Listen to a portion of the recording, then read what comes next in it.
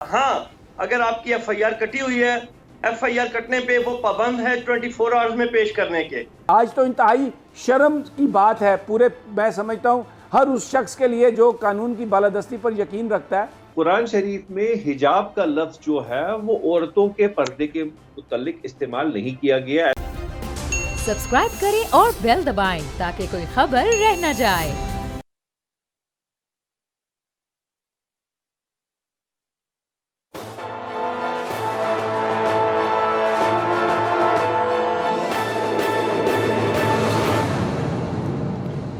अस्सलाम वालेकुम नाज़रीन, मैं हूँ आपका मेज़बान समी इब्राहिम और आप देख रहे हैं प्रोग्राम तज्जिया। मेरे साथ हमारी को एंकर अलीना इलियास हैं और एशियन न्यूज़ के ग्रुप एडिटर राना ताहिर हैं। राजा ज़ाहिद साहब एडवोकेट जो Islamabad high court bar association के प्रेसिडेंट हैं, वो भी हमारे साथ हैं। और आज तीन मौज़ूआत हैं जिन पर हम बात करेंगे। एक तो जो कल मोहसिन बेग साहब सहाफ़ी, उनके ख़िलाफ़ जो भी कल कार्रवाई हुई और सेशन जज साहब, एडिशनल सेशन जज साहब जो ज़फ़र इकबाल साहब, उनका एक तारीख़ी फ़ैसला आया जिसमें उन्होंने उस सारे मामले को एक जालसाजी पर मबनी SHO की कोशिश करार दिया। आज जो एडवोकेट जनरल इस्लामाबाद हैं, उन्होंने कहा कि वज़ीर-ए-आज़म साहब से मुलाकात हुई है और उसके बाद ये फ़ैसला किया गया है कि उनके ख़िलाफ़, जज साहब के ख़िलाफ़ रेफरेंस भेजा जाएगा chief justice Islamabad high court को कि उन्होंने ये फ़ैसला जल्दबाजी में किया। इस पर बात करेंगे। इसके अलावा जो एक हिजाब के हवाले से जो मामलात आ रहे हैं इंडिया में, जिस तरीके से बात हो रही है और अब वो यूपी में पहुंच गई है वो तहरीक, पाकिस्तान में अब औरत मार्च की बात हो रही है, तो ये बड़ा एक सेंसिटिव मौजू है। इस पर जो वफाकी वज़ीर मज़हबी अमूर हैं, उन्होंने एक लेटर भी लिखा है वज़ीर-ए-आज़म साहब को कि ये जो औरत मार्च वाले दिन जो है, उन्होंने तजवीज़ किया है कि हिजाब के तक़द्दुस के लिए दिन मनाना चाहिए। ये क्या है, इस हवाले से भी हम गुफ्तगू करेंगे। तो लेकिन जो आगाज़ है, मैं उसमें थोड़ा सा जो एक अच्छी बात है उस पर कमेंट करना चाहूँगा।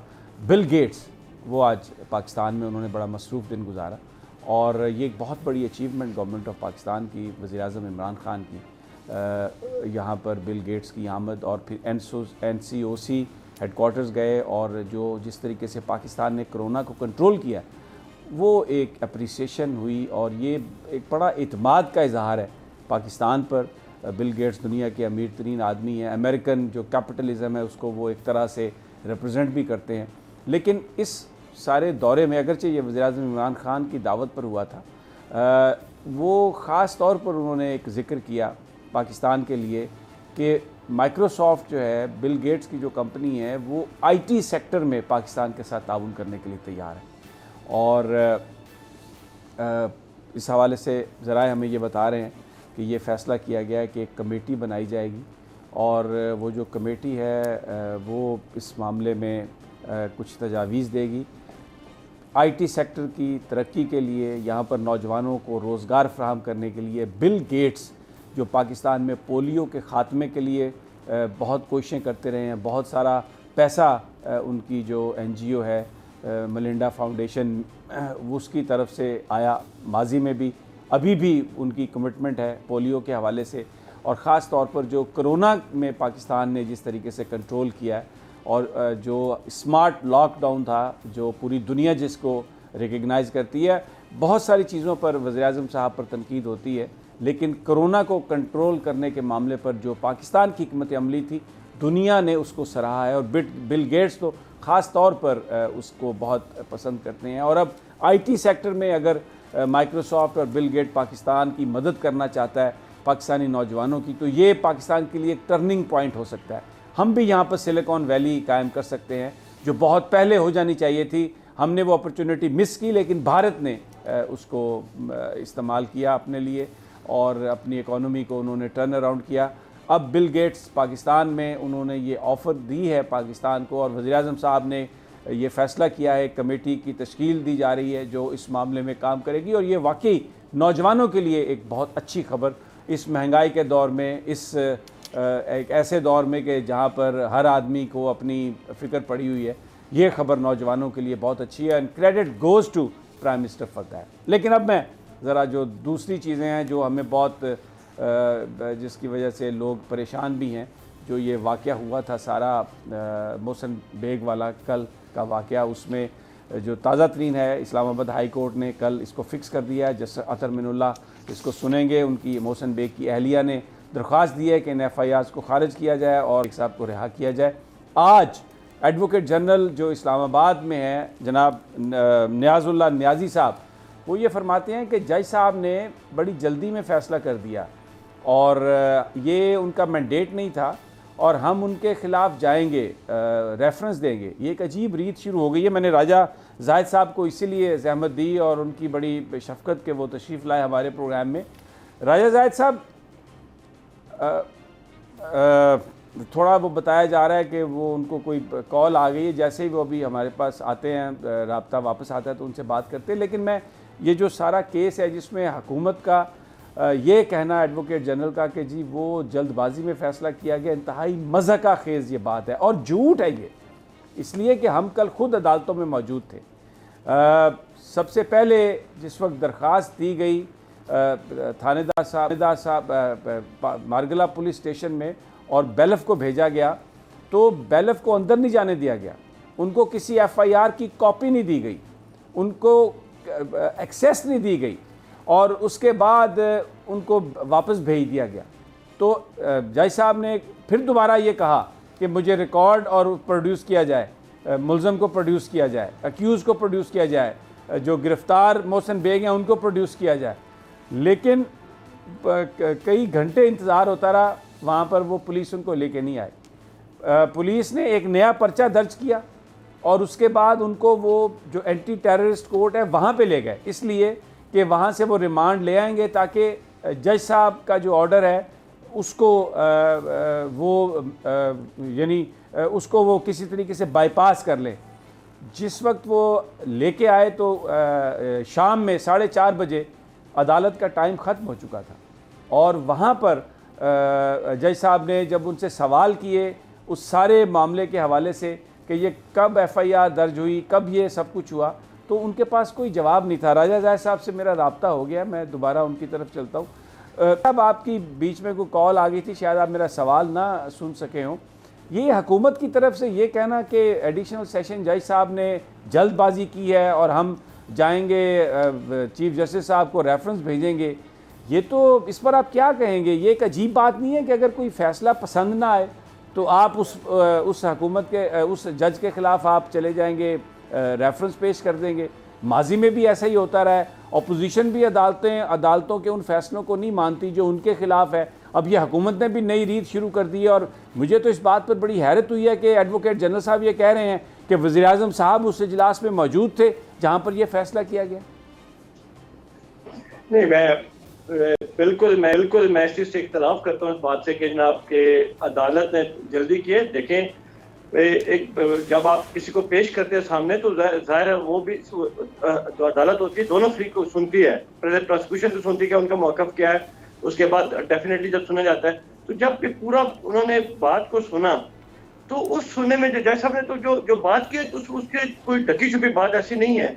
तो मैं ये समझता हूँ ये गलत बात है कि जी अब कहते हैं आप एक वजह ढूंढ रहे हैं इस चीज़ के बारे में कि आप जाएं। कानून में अगर आप किसी चीज़ को टाइमली डिसाइड कर लें, अगर करें तो इसे कहते हैं उजरत में कर दी है। अगर आप इसे कहेंगे कि आपने जल्दी में की है, ये चीज़ें नहीं है। मैं ये समझता हूँ जज साहब ने दोनों फ्रीकैन को पूरा मौका दिया। उनका एक व्यू है, उन्होंने उसको व्यू को जो एक्सप्रेस किया और वो इन राइटिंग लेके आते हैं। जब एक चीज़ रिकॉर्ड पे आ जाए तो आप उसको डिनाई नहीं करेंगे कि जी कि ये है या नहीं है। फौरन आपके पास मौजूद है, आप वहाँ पे फौरन में जाएं और वो करें। लेकिन मैं ये समझता कि आप अगर यही जज इनको रिमांड कर देता या भेज देते, उनको भेज देते तो यार उनका फैसला इनको अच्छा लगता। मैं इसकी करता हूँ कि उन्होंने अपने टाइमली और दोनों फ्री को प्रॉपर मौका देने के बाद उन्होंने एक उसका अपना वर्डिक्ट दिया। जो अगर इनको किसी से इख्तलाफ है, ये चीज़ है आपके पास फॉर्म मौजूद है। लेकिन ये कहना है जी कि जज साहब ने उजलत में किया, जज साहब के रेफरेंस में, अगर जज आपकी मर्जी के खिलाफ कोई फैसला करेगा तो आप उसका रेफरेंस करेंगे। आपके पास अपर फोरम मौजूद है, आप वहाँ पे जाके अपील करें, जो भी अपने मामलात करने हैं वो जाके कर सकते हैं आप तक। ये मेरे पास जो सारी है मेरे पास उसकी डिटेल है, मैं वो तफसील बताना चाहता हूँ। सबसे पहले सुबह ये दरख्वास्त जब आई तो उस पर जज साहब ने ये ऑर्डर किया कि petitioner has filed this petition under section 491 CRPC by alleging therein that detenue namely Mohsen Jamil Beg is in illegal custody and confinement of respondent. He prayed that कि इसको यानी इनको इसको अलाउ किया जाए, उसको पेश किया जाए। उसके जवाब में जज साहब इंतज़ार करते रहे और फिर ये टाइम लिखा हुआ है 1:20 पर, जो यानी पहले ऑर्डर में जज साहब ने let bailiff is appointed to recover the alleged detenu from the custody of respondents, जो सवेरे उन्होंने फैसला दिया। फिर 1:20 पर जज साहब ने एक फैसला दिया कि bailiff has submitted its report and he has reported that gates of the police station was not open for him for 10 minutes and daily diary register was not handed over to him. He has further reported that he has not been given copy of FIR in which alleged detenue is arrested. Prima facie report of the bailiff is supportive. In these circumstances, SHO of the concerned police station along with alleged detenue daily diary register and register FIR be summoned personally for today before closing of court hours. उन्होंने कहा कि मेरे पास ये पेश करो, कोई नहीं आया। फिर 2 बजे उन्होंने लिखा कि present petitioner along with his counsel neither SHO has produced the alleged detainee in the court relevant record. SHO is stating that just 5 minutes may kindly be given that he produced the alleged detainee along with all the relevant record. ये 2 बजे जज साहब फैसला लिख रहे हैं। फिर 2:15 पे लिखते हैं कि SHO has not produced the alleged detainee along with the record. The file is kept in wait till closing of the hours. फिर 4:30 पर जब वो जज साहब ये फैसला लिखते हैं जिसमें वो उसको मोहसिन साहब को बेग साहब को पेश किया गया, तो जिसके बाद ये फैसला आया जिसमें कोई ना FIA के पास जवाब था। और इस बीच में जबकि वो अदालत को SHO साहब ये कहते रहे कि 5 मिनट में 10 मिनट में हम लेके आ रहे हैं, वो उनको लेके चले गए एंटी टेररिस्ट कोर्ट। एक पूरी कार्रवाई की गई जज, क्योंकि हुकूमत को ये तवक्को थी कि यहाँ से उनको ये ख़दशा था कि यहाँ से फ़ैसला हमारे हक़ में नहीं आएगा और ये सारी कहानी खुल जाएगी जो वो करना चाह रहे हैं मोहसिन बेग के साथ, उसको कानून को चकमा देने के लिए वो दूसरी तरफ ले गए। तो इसमें उजलत कहाँ है जाहिद साहब, आप इसमें उजलत को देखते हैं? ये पूरे टाइम ये 4 फैसले हैं और सारा टाइम जज साहब बैठे रहे वहाँ पे, इंतजार करते रहे।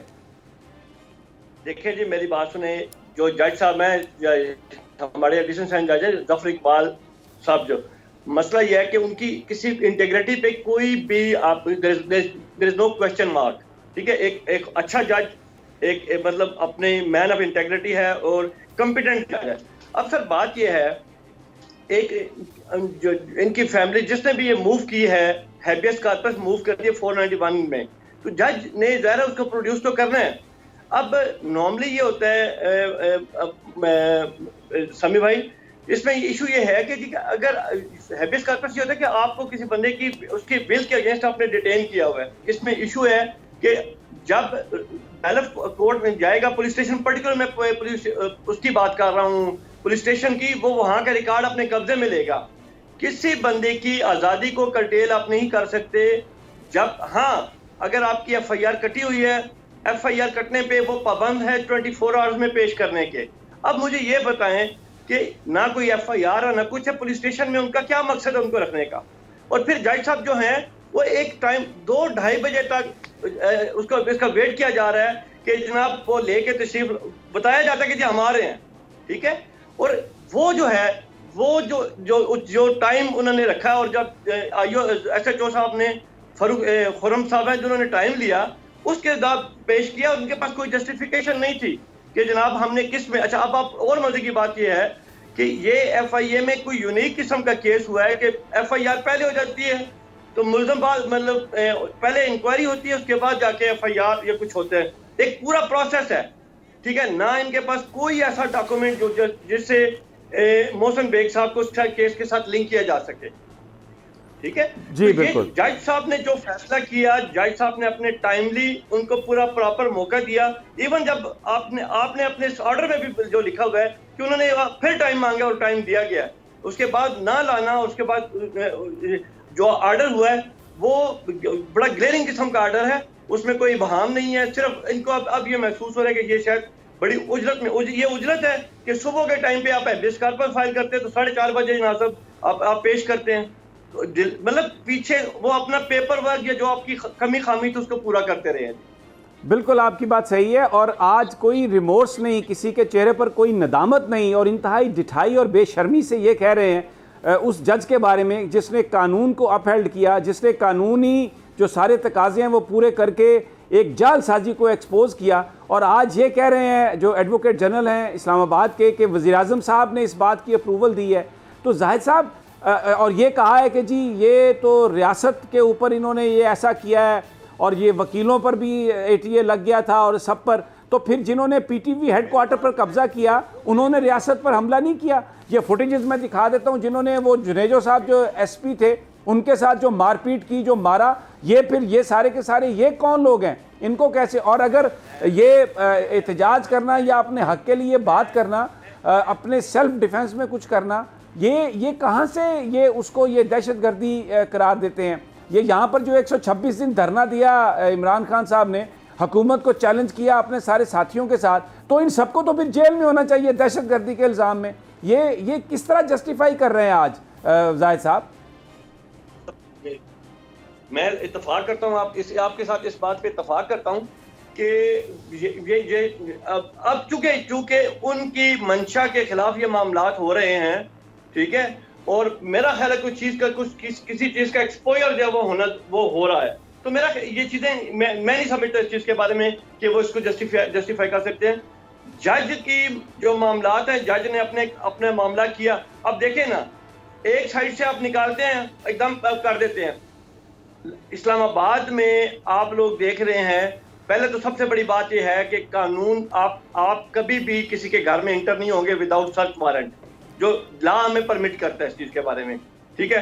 सर्च वारंट आपके पास नहीं है, यूनिफॉर्म आपने नहीं पहना हुआ है, प्राइवेट कपड़ों में आप जाते हैं।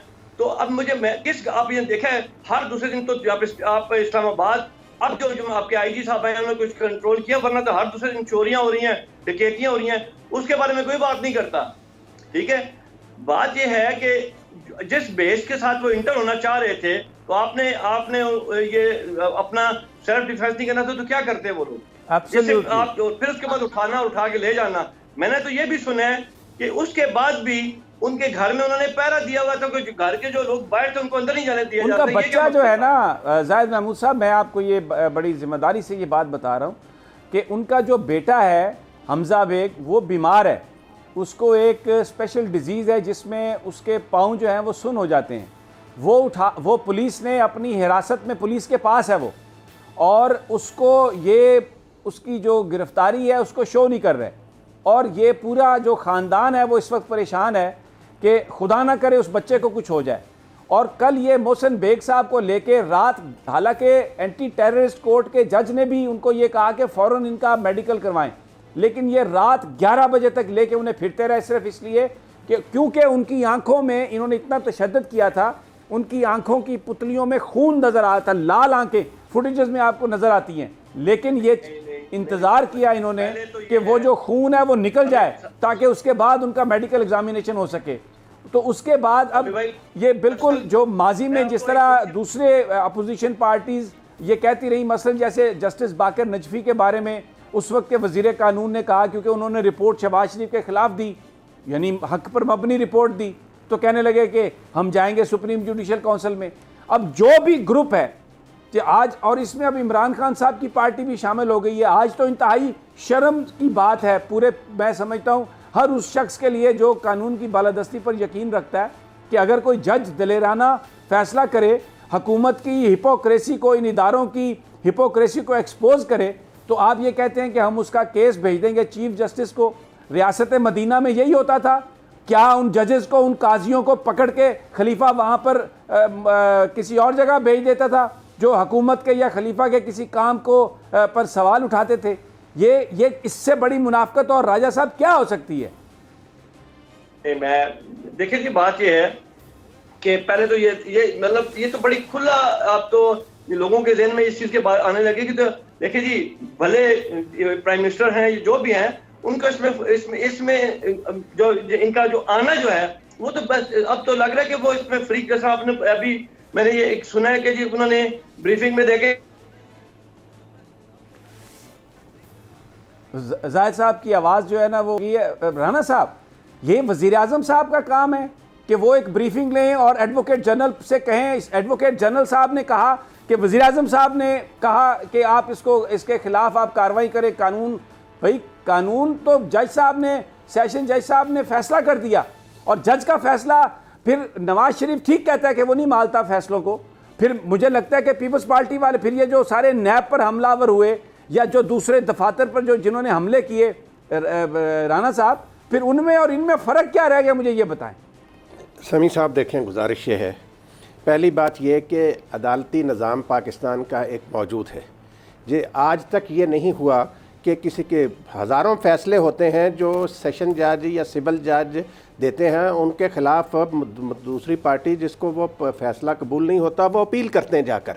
लेकिन किसी जज के फ़ैसले पर इस तरह का तबसरा करना, और वो भी वफाकी दारुल हुकूमत के चीफ लॉ अफसर की तरफ से, मैं समझता हूँ किसी तरह भी मुनासिब नहीं। आपको मैं यहाँ पे ये बात करते हैं ना, रियासत मदीना की आपने बात की समी साहब, हज़रत अली रज़ी अल्लाह तआला अन्हु के ख़िलाफ़ एक यहूदी ने केस किया काजी के पास, काजी ने यहूदी के हक़ में फ़ैसला दे दिया। वो फ़ैसला यहूदी के हक़ में गलत था, लेकिन हज़रत अली ने काजी का फ़ैसला कबूल किया। ये नहीं कहा कि काजी ने ये कर दिया। ये देखें, ये चीज़ें जो है ना समी साहब, इसको देखना चाहिए। बिल्कुल ठीक है, मैं ब्रेक लेनी है यहाँ पर और वापस आते हैं तो इस पर बात करते हैं। हमारे साथ रहिए।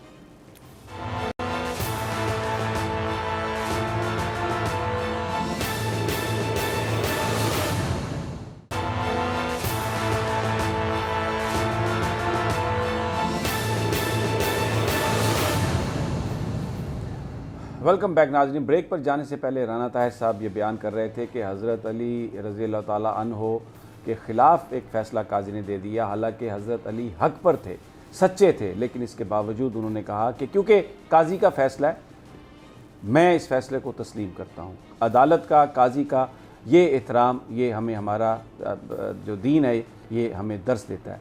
और यहाँ पर इस्लामाबाद में जो कुछ FIA ने किया, जो कुछ पुलिस ने किया, उस सारी हिपोक्रेसी को, मुनाफ़कत को, जालसाजी को डिस्ट्रिक्ट एडिशनल सेशन जज जनाब ज़फ़र इकबाल साहब ने एक्सपोज़ किया कल, और अपने एक ऐसे दलेराना फ़ैसले में जिसकी बहुत कम मिसाल मिलती है, पूरी कहानी खोल कर रख दी। और मैंने आपको पूरी टाइमलाइन बताई है, सुबह से लेके शाम 4 बजे तक 5 उन्होंने जजमेंट्स दिए हैं, और वो इंतज़ार करते रहे। और हर चीज़ पे लिखा है कि किस तरीके से SHO ये कह करके वो सारा रिकॉर्ड लेके आता है, नहीं दिया। और बैलफ को भी कुछ नहीं दिया उन्होंने, जिस काम के लिए जिसको भेजा गया था। अब आज जो चीफ लॉ ऑफिसर हैं एडवोकेट जनरल पंजाब, वो ये कह रहे हैं, एडवोकेट जनरल इस्लामाबाद, वो ये कह रहे हैं कि जनाब हम चीफ जस्टिस को इस्लामाबाद हाई कोर्ट ये भेजेंगे कि रेफरेंस इनके ख़िलाफ़। और इसमें वो कह रहे हैं कि वज़ीर आज़म साहब ने इसकी अप्रूवल दी है। एडवोकेट जनरल इस्लामाबाद ये कह रहे हैं कि वज़ीर आज़म इमरान खान ने अप्रूवल दी है कि जज के ख़िलाफ़ रेफरेंस भेजा जाए।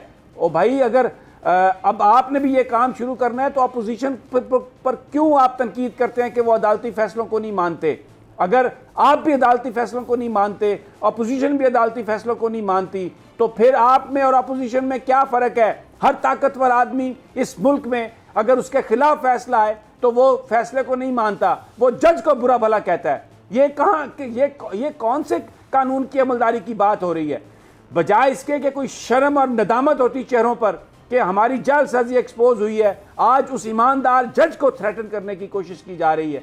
ये किस तरफ जा रहा है मुल्क? ये इस तब्दीली के लिए लोगों ने वोट दिए थे? राना ताहिर साहब, आप इस पर कमेंट करें, फिर हम अगली स्टोरी पर मूव करते हैं। जी समी साहब, मैं यही गुजारिश कर रहा था कि देखें, जो जज साहब हैं उन्होंने पूरा मौका दिया तमाम पार्टियों को, उसके बाद उन्होंने 4:30 बजे अपना फ़ैसला सुनाया। तो उसके बाद ये बात नहीं होनी चाहिए थी, ख़ास तौर पर वज़ीर आज़म इमरान खान से ये तवक्को नहीं कि वो इस किस्म के जो मशवरे हैं उन पे कान धरेंगे या उनको सुनेंगे या ऐसे लोगों की हौसला अफजाई करेंगे जो इस किस्म के मशवरे देते हैं। जब आप अदलिया की आज़ादी की बात करते रहे हैं, जब आप अपोजिशन में थे, आज आपको आज़ाद अदलिया क्यों वारा नहीं खाती? समी साहब इस तरह तो देखें, ये तो कभी ये मुल्क चल सकता है, इस तरह निज़ाम कोई चल सकता है कि जिस जज ने फैसला खिलाफ दिया उसके खिलाफ रेफरेंस दायर कर देंगे? बिल्कुल ये क्या बात है? हर देखें, और अभी जैसे वो बार के सदर राजा साहब ने भी कहा कि वो बड़े इंटेग्रिटी वाले जज हैं, जफर इकबाल साहब। मैं ज़रा उनसे राजा साहब से आखिरी कमेंट ले लूँ। राजा साहब, ये एक बड़ी अजीब सिचुएशन है, और क्योंकि आप भी जो वकला हैं, बहुत बड़ी फोर्स हैं, और जो अदालत है उसके तकद्दुस के हवाले से भी आपका एक रोल है।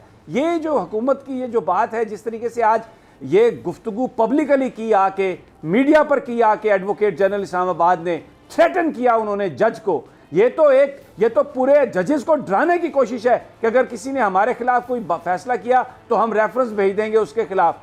क्या आप बतौर प्रेसिडेंट बार, आप how do you react to that?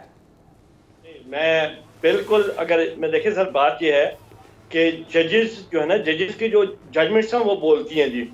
मैं ये समझता हूँ कि जब मैंने अभी पहले भी बात की, अभी राणा साहब ने भी एक बात की कि जी कुछ जो फैसला आया तो उसके खिलाफ आपके पास रेमेडीज अवेलेबल है, वो करें जरूर इस चीज के बारे में।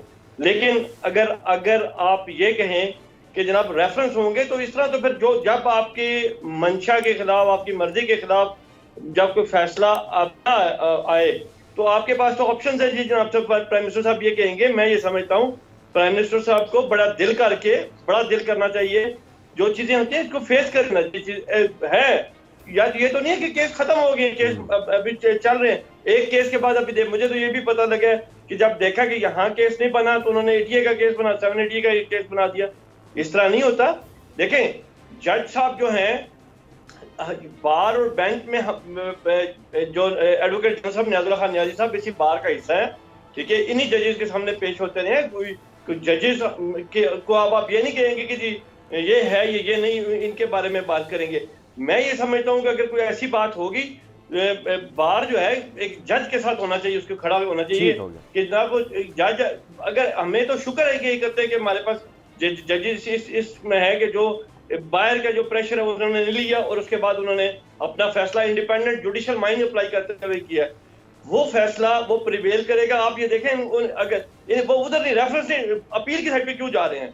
अगर वो उनको कोई ऐसा इशू है तो जाए ना उसके खिलाफ क्रिमिनल रिवीजन करें या मामला करें। उन्हें पता वहां से भी यही जवाब मिलना है जो इस जज साहब ने यहाँ पे फैसला दे दिया हुआ है। बहुत शुक्रिया जाहिद महमूद राजा साहब, बहुत शुक्रिया, आपने इम्पोर्टेंट ये बात दी है। लेकिन बहुत ही अफसोसनाक कि जज का फैसला जिसने इदारों की जो हिपोक्रेसी है या नाजायज़ जो इख्तियारात हैं उसका इस्तेमाल को एक्सपोज किया है, उसको डराया धमकाया जा रहा है। पब्लिकली आकर ये बात की जा रही है कि रेफरेंस पेश करेंगे, भेज देंगे केस उनका चीफ जस्टिस के पास। अगर आपने कोई फ़ैसला किया भी है एडमिनिस्ट्रेटिवली तो पहले उस पर अमल दरामद करें, फिर बाद में बताएं। लेकिन ये गुफ्तगू ये तौहीन अदालत के मुतरादिफ है, ये जजेस को डराने के मुतरादिफ है। और अब इस वक्त पाकिस्तान का चीफ जज जो है वो एक बहुत इंटेग्रिटी वाला आदमी है, जस्टिस उमर अता बंदयाल। उनको नोटिस लेना चाहिए। इस्लामाबाद हाई कोर्ट के चीफ जस्टिस जनाब अतर मिनुल्लाह साहब को देखना चाहिए कि एक उनके जज को इस तरह से डराने धमकाने की कोशिश है। और कल ये जो सारा मामला है उनकी अपनी अदालत में है। वी जस्ट होप कि अतर मिनुल्लाह साहब इसका एक्शन लेंगे कि अगर कोई सरकारी तौर पर कहीं पर किसी ने फैसला किया भी है तो जब तक उस पर अमल दरामद नहीं हो रहा, कैसे आप उसको मीडिया में आप डिस्कस कर सकते हैं? इसके तो बड़े कॉन्सिक्वेंसेस हो सकते हैं। बहरहाल अगली स्टोरी की तरफ मूव करते हैं। हमारे साथ माजिद हैदरी साहब हैं, हिंदुस्तान से उन्होंने हमें ज्वाइन किया और वहाँ पर इस वक्त जो सिचुएशन है हिजाब के हवाले से, बच्चियों को नहीं पहनने दिया जा रहा और ये तहरीक जो कर्नाटका से चली यूपी तक पहुँच गई है। और इसके अलावा निगत हाशमी साहब एक रिलीजियस स्कॉलर हैं, वो भी हमारे साथ हैं। पहले ज़रा हैदरी साहब से मालूम कर लेते हैं कि वहाँ पर ताज़ा तरीन सूरत हाल क्या है और मामला किस तरफ जा रहे हैं। हैदरी साहब अस्सलाम वालेकुम, बहुत बहुत शुक्रिया आपने हमें ज्वाइन किया। थोड़ा सा बताइए कि ये जो सूरत हाल है सारी, इसने तो वहाँ पर बड़ा एक क्यास पैदा किया होगा। क्या इस वक्त है क्या ताज़ा तरीन आपके पास? अस्सलाम वालेकुम समी साहब, देखिए सबसे पहले जो चीज़ समझने की है वो ये है कि हिंदुस्तान में कहीं भी हिजाब बैन नहीं है। हिजाब पे किसी तरीके का कहीं बैन नहीं है। हाँ, कर्नाटका एक में मामला इसलिए उठा है कि वहाँ पे कुछ तालीमी इदारों में, स्कूल्स और कॉलेजेस में कहा गया कि डिसिप्लिनरी तौर पे वहाँ पे हिजाब नहीं अलाउ किया जाएगा, क्योंकि उनके वो जो रूल बुक जो है, जो डूज एंड डोंट्स है कॉलेज के और स्कूल के, उसमें हिजाब लफ्ज का इस्तेमाल नहीं किया गया कि लड़कियों को अलाउ किया जाएगा। लेकिन इसके खिलाफ जो यहाँ पे जो लोगों के जो रेजिस्टेंस है, उसकी वजह यह है कि हिंदुस्तान का कानून जो है वो सेकुलर कानून है। यहाँ के आइन में आर्टिकल 25 जो है right to freedom of religion और आर्टिकल 19 जो है right to freedom of expression, ये सब इस इंडिया के सिटीजन्स के लिए बराबर का है। इसमें किसी मजहब को ज्यादा हक नहीं, किसी मजहब को कम हक नहीं।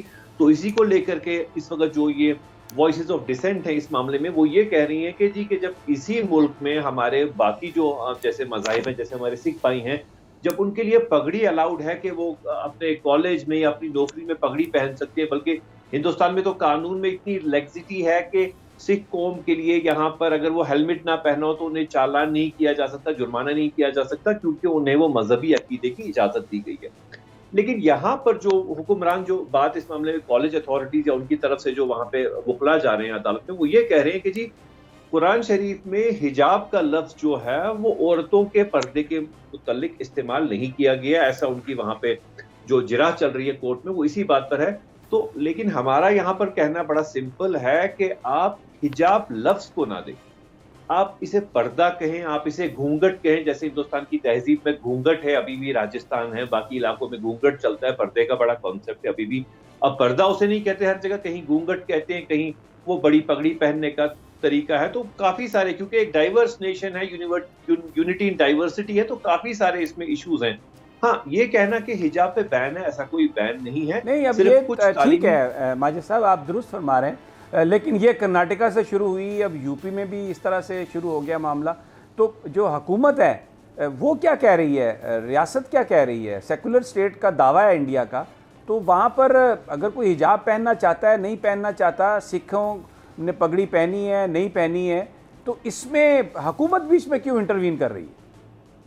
जी देखिए, सबसे पहले तो जो वजीर आजम है नरेंद्र मोदी जी, उनका तो एक नारा ही है कि बेटी पढ़ाओ, बेटी बचाओ, बेटी पढ़ाओ। तो वो लड़कियों की एम्पावरमेंट के लिए काफी काम करते हैं, और इनफैक्ट ये बात भी हकीकत है कि वो मुसलमानों की राइट्स के लिए भी काफी सारा काम कर रहे हैं। जैसे उनने हज कोटा बढ़वा दिया, मदारिस के लिए जो फंडिंग है सेंटर की तरफ से वो बढ़ाई। लेकिन ये जो मामला है, मैं आपको किसी मुश्किल में नहीं डालना चाहता, लेकिन आपने ये जो बात कही है मुझे हंसी आ रही है इस पे कि मुसलमानों के हकूक के लिए कोशिश कर रहे हैं।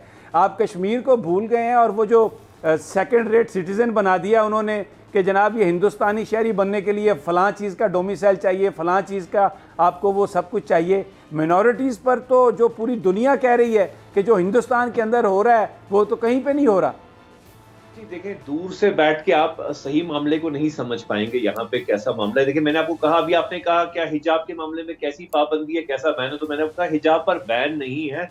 कुछ तालीमी इदारों में डिसिप्लिनरी तौर पे इशू बना है, लेकिन हाँ, इसको अदालत में लिया गया है क्योंकि यहाँ का जो मुल्क का कानून है वो इसकी इजाजत देता है। हाँ, जो अब आप इस वक्त बात कर रहे हैं कि मामला इतना तूल क्यों खा रहा है, क्योंकि 2-4 जगहों पे 2-4 रियासतों में इलेक्शन चल रहे हैं। ठीक है, अच्छा, मैं माजिद साहब, मैं थोड़ा सा माफ़ी चाहता हूँ, आपको रोकूंगा क्योंकि मुझे एक छोटा सा, हम वापस आते हैं तो निगत हाशमी साहबा भी हैं और आपसे भी इसी इशू पर बात करते हैं। हमारे साथ ही रहिए।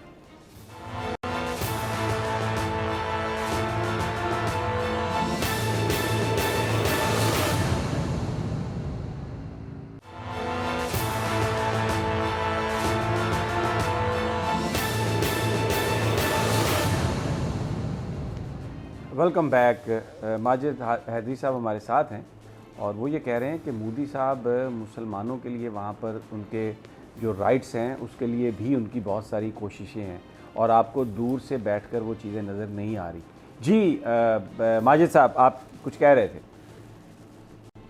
जी देखिए समी साहब, आज ही मिनिस्ट्री ऑफ एक्सटर्नल अफेयर्स ने कहा है कि ये जो मामला है हिजाब का, इसको बड़ा सेंसिटिवली देखा जा रहा है। जो हमारे मुल्क की मिनिस्ट्री ऑफ एक्सटर्नल अफेयर्स ने कहा, उन्होंने कहा है कि बाकी ममालिक इसमें दखल ना दे, क्योंकि हर घर में, हर मुल्क में अपने इंटरनल इश्यूज होते हैं और उसे इंटरनेशनलाइज करने की जरूरत नहीं। क्योंकि जैसा मैंने आपको कहा कि हिजाब पर बैन कतई तौर कहीं पर भी बिल्कुल भी नहीं है। मामला सिर्फ कुछ तालीमी इदारों में जो उनका रूल बुक है लेकिन हुकूमत तो उन लोगों के साथ खड़ी है ना माजिद साहब, हुकूमत तो उन लोगों के साथ खड़ी है ना जो ये बच्चियों को हिजाब के साथ स्कूल में दाखिल नहीं होने दे रहा है। हुकूमत ने फिर इंटरवीन तो नहीं ना किया कि आप इन बच्चियों को जाने दें। जी देखें, हुकूमत अपनी जगह, लेकिन जुडिशरी का जो मामला है, इसका जुडिशरी से क्या ताल्लुक है? इसका जुडिशरी से क्या ताल्लुक है कि क्या अदालत तक किसी मजहब की इंटरप्रिटेशन करेगी? ये रिलीजियस स्कॉलर्स करेंगे या अदालत करेगी? नहीं, देखिए, अदालत नहीं, क्योंकि मुल्क का आईन जो है वो इंटरप्रिटेशन करता है कि हमारे मुल्क का आइन सेकुलर आइन है, कोई मजहब को किसी पर दूसरे पर, ये तो किताबों में लिखा है ना माजिद साहब, ये तो किताबों में लिखा है, सबको पता है कि ये तो मैं नहीं कह रहा, ये तो अमेरिका की रिपोर्ट्स कह रही हैं, इंटरनेशनल जो ऑर्गेनाइजेशंस हैं वो ये कह रही हैं। बाबरी मस्जिद का जो फैसला है वो भी आपके सामने ही है। तो आप खैर बात ना करें, अमेरिका में जितना इस्लामोफोबिया है, जितना अमेरिकियों ने मुसलमानों पर जुल्म किया है, मैं ओपनली बताऊं, लेकिन जो इंडिया में हुआ उससे कम है, ये मैं बता दूं आपको। चाइना उग्र मुसलमानों जो इंडिया में नहीं, चाइना ने जो चाइना का जो मामला है उसमें तो अभी आपने देखा कि वो जो जिनका आप जिक्र कर रहे हैं, ओलंपिक्स में उनकी मिशन लेके वो वहाँ पर एथलीट आया, तो वो तो एक प्रोपेगेंडा अमेरिका का चल रहा है, वेस्ट का चल रहा है प्रोपेगेंडा। इंडिया का भी एक चाइना से कॉन्फ्लिक्ट है। मुसलमानों पे ओपनली जो जुल्म है, आप वहाँ की रिपोर्ट्स देखें जनाब, क्या है वहाँ पे मुसलमानों का क्या, लेकिन आप वो रिपोर्ट्स का तो तस्करा कर रहे हैं जो इंडिया में जो कुछ हो रहा है। आप कह रहे हैं मोदी जी तो बड़ी मुसलमानों की मिनोरिटी के लिए बड़ी कोशिशें कर रहे हैं, उनके राइट्स के लिए। देखिए जनाब, ये आप इस पे डिप्लोमेसी पे आ गए, आप सहाफी, आप डिप्लोमेट ना बने यहाँ पे कि पाकिस्तान के और चाइना के अच्छे ताल्लुकात है, तो आप ये ना कहें कि उग्र मुसलमानों पे जुल्म नहीं है। उग्र मुसलमानों पे यजीदाना जुल्म है, यजीदी। अच्छा, मैं आदमी कोई नहीं जिसने मुसलमानों में होली खेली। निगत साहबा को मैं इसमें इन्वॉल्व करना चाहता हूँ, जरा माजिद साहब इजाजत दीजिए। निगत साहब बहुत शुक्रिया, मैं माफ़ी चाहता हूँ, आपके पेशेंस का भी शुक्रिया। ये बयान फरमाइए कि ये जो हिजाब का मामला है इसको कोई अदालत कैसे डिसाइड कर सकती है? ये तो रिलीजियस स्कॉलर्स उसको इंटरप्रेट करेंगे, जो उस मजहब को, जो उसके जो बिलीवर्स हैं। जी, आपकी बात दुरुस्त है कि फैसला अदालतों को तो नहीं करना चाहिए, क्योंकि बड़ी अदालत से तो बहुत मुद्दत पहले ही फैसला आ चुका। आपकी बात दुरुस्त है कि इसका फैसला है वो रिलीजियस स्कॉलर्स को करना चाहिए, लेकिन मुझे ये जरूर कहना है कि रिलीजियस स्कॉलर्स इंटरप्रिटेशन करेंगे उसी चीज की जो अल्लाह ताला का हुक्म है और जो हमारे रिलीजन ने कहा है। लेकिन आखिर कहीं पे तो जाके जब निज़ा हो जाए, झगड़ा हो जाए, तो झगड़ों का कहीं तो फैसला होता है। जब इस झगड़े का फैसला रिलीजियस स्कॉलर्स नहीं कर सकते, जब इसका फैसला जो है वो गवर्नमेंट भी करने के लिए तैयार नहीं है, तो अदालतों को ये हक हासिल होता है कि वो इस मामले में अपना रोल प्ले करें। और जब लोग अदालत का दरवाजा खटखटाएं तो अदालतों को अपना रोल प्ले करना चाहिए। ठीक है, लेकिन फिर उसके लिए ये भी निहायत ज़रूरी है कि जो अदालतें इसका फ़ैसला करें वो उस रिलीजन के हवाले से भी उनको पूरा अबूर उस पर होना चाहिए। जिस तरह कहा जाता है मुख्तलिफ ममालिक में है कि आम अदालतें भी मौजूद होती हैं, लेकिन जो कॉन्स्टिट्यूशनल इश्यूज़ हैं उनके लिए कॉन्स्टिट्यूशनल कोर्ट्स बनाई जाती हैं। अगर कोई रिलीजियस मामला है तो उसको फिर तय करने के लिए कोई ऐसे जजेस पर मुश्तमल अदालत होनी चाहिए ना, जो एक स्पेशल कोर्ट हो, उन लोगों की स्पेशल एजुकेशन हो। दुरुस्त बात, लेकिन ये है कि इंडिया में भी जिस अदालत के तहत ये सारा सिलसिला चल रहा है, तो उन्होंने इसे रिलीजियस स्कॉलर से हेल्प लेके ही सॉल्व करने की कोशिश की है। और इंशाल्लाह इसी तरह से अल्लाह ताला से उम्मीद है कि इसी तरह से होगा।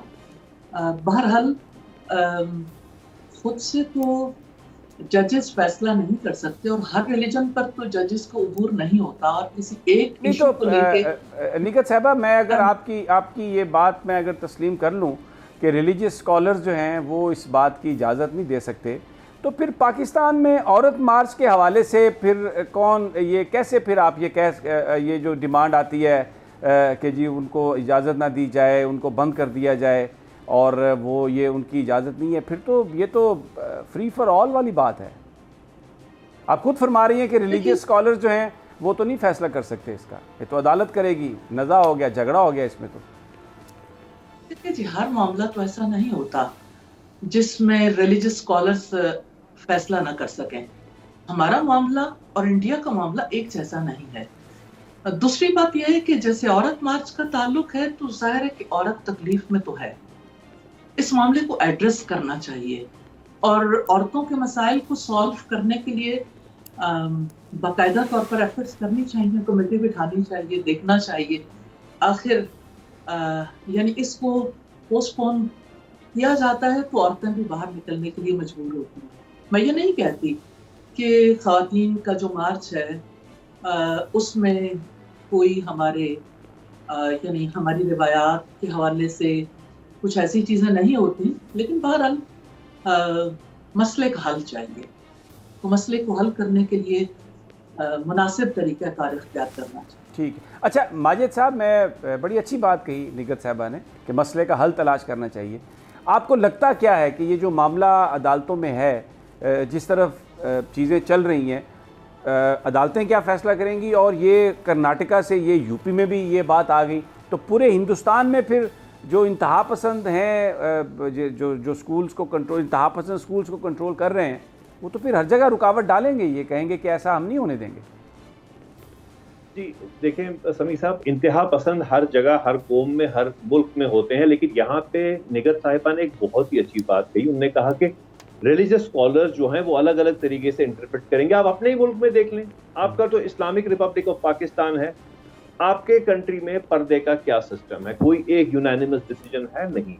तो ये हर जगह में इंटरनल इश्यूज होते हैं। मैं आपके मुल्क के मामले में दखल नहीं देना चाहता। इनने बहुत अच्छी बात की, रिलीजियस स्कॉलर्स इंटरप्रेट करते हैं अलग अलग तरीके से, वही मामला यहाँ पे भी आता है, लेकिन ये फैल नहीं रहा है। यहाँ पे कुछ इलेक्शन चल रहे हैं इस वक्त, 5 रियासतों में इलेक्शन, 4 रियासतों में इलेक्शन चल रहे हैं, उस वजह से थोड़ा सा इसमें वो हर जगह के लिए माहौल होता है। इलेक्शन के टाइम पॉलिटिकल स्पेक्ट्रम में चीजें आती हैं, लेकिन ये इंशाल्लाह उम्मीद है, क्योंकि सेकुलर कानून है और हमें पूरा उम्मीद है इंशाल्लाह अदालत पे यकीन, और अल्लाह ताला पे बेशक सबसे पहले यकीन है कि इंशाल्लाह ये मसला पीसफुली एमिकेबली रिजॉल्व होगा। जो राइट्स हैं, जो स्टूडेंट्स हैं जिनको हिजाब पहनने में तालीमी इदारे में कुछ रुकावट आ रही है, वो इंशाल्लाह हल हो जाएगी, क्योंकि जब हमारे सिख भाइयों के लिए कानून है, घूंघट के लिए कानून है, इंशाल्लाह हिजाब के लिए, बुरके के लिए, पर्दे के लिए भी होगा। ये मामला इंशाल्लाह हल होगा। उम्मीद पे दुनिया कायम है, नाउमीदी कुफ्र है, हम उसी पे चलते हैं। बहुत शुक्रिया माजिद हैदरी आपका। ये भी आपने एक अच्छी बात कही कि उम्मीद पर दुनिया कायम है। पुर उम्मीद हैं कि भारत में ज़रूर ये मामला जो हैं ये हल हो जाएंगे, उनका ये ख्याल है। मुझे नहीं लगता कि ये मामला कोई इतनी आसानी से हल होंगे, to be honest with you, इसलिए कि माजी में जो कुछ हुआ, माजिद साहब क्योंकि वहाँ पे रहते हैं, उनकी एक अपनी ओपिनियन है, and we respect his opinion, लेकिन अमली तौर पर तो हमने ये देखा है कि ज़िंदगी तंग कर दी है मुसलमानों की मोदी ने भारत में, कश्मीर में ख़ास तौर पर, और जिस तरीके से जो पुरानी वहाँ पर मुस्लिम फैमिलीज़ रह रही हैं, उनके लिए जो आइडेंटिटी क्राइसिस किया गया, पैदा किया गया कि डॉक्यूमेंट्स का हसूल, उसके लिए ऐसे डॉक्यूमेंट्स जो अब अवेलेबल ही नहीं है, बहुत सफ़र किया। और ये मैं नहीं कह रहा, ये जो दुनिया की ह्यूमन राइट्स ऑर्गेनाइजेशंस हैं वो कह रही हैं। और हिजाब के मामले में तो ख़ास तौर पर अमेरिकी स्टेट डिपार्टमेंट ने भी कोई थोड़ी लबकुशाई की है। अमूमी तौर पर वो भी इस सारे मामले में भारत का ही साथ देते हैं, लेकिन इस पर उन्होंने बात की है। इजाज़त दीजिए, कल इंशाल्लाह फिर आपसे मुलाकात होगी, और कल हमारे साथ होंगे जनाब प्रोफेसर जावेद गनी साहब, उनसे सितारों का हाल पूछेंगे। इंशाल्लाह कल मुलाकात होगी अल्लाह ने के बाद।